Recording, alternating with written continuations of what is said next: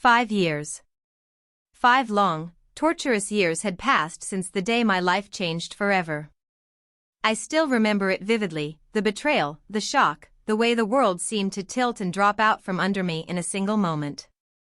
My fiancée, the woman I had planned to spend my life with, had walked out of our apartment hand in hand with my best friend. Ryan.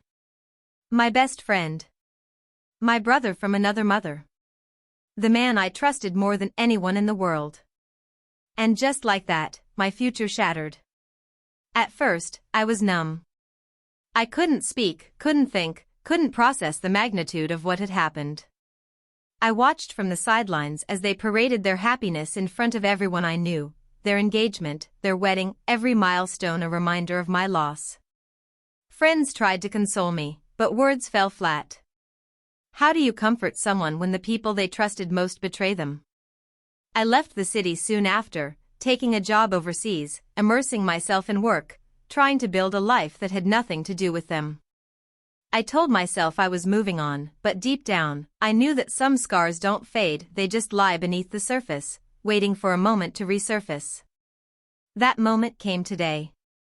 I was back in my hometown for a business trip, grabbing coffee at the same cafe I used to visit with friends before life went sideways. The place was bustling with familiar faces, the smell of espresso and baked goods strangely comforting.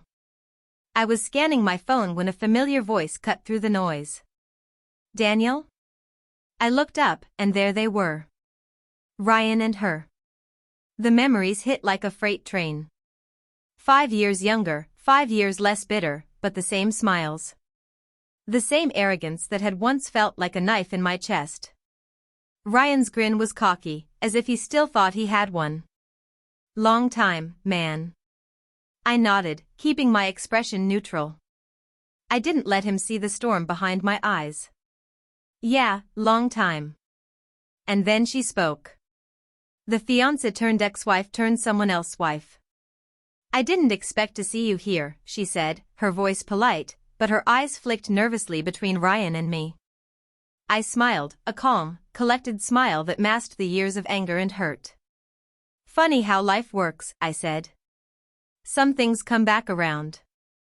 Ryan laughed, oblivious to the subtle warning in my tone. Well, looks like you've done well for yourself.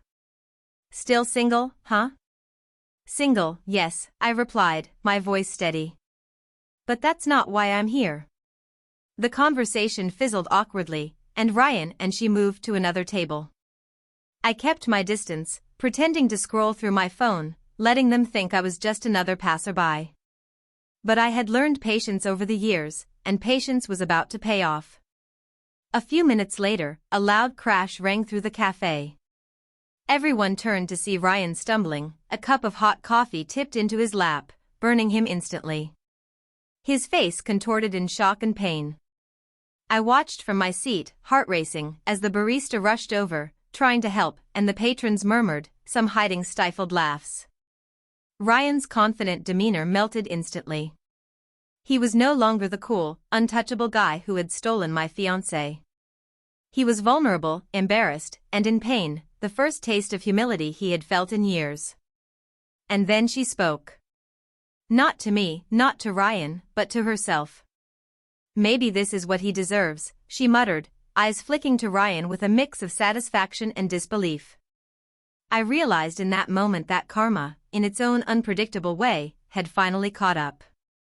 I didn't intervene. I didn't need to. The universe had delivered the lesson perfectly. 5 years of hurt, 5 years of betrayal, and today, Ryan tasted a fraction of the humiliation he had once inflicted on me. It wasn't a grand revenge or a calculated plan, it was far more satisfying because it was natural, inevitable, and just. As I left the cafe, I felt a strange lightness.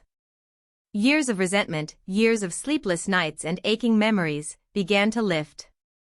I hadn't needed to confront Ryan directly. I hadn't needed to shout or fight or beg for apologies that would never come.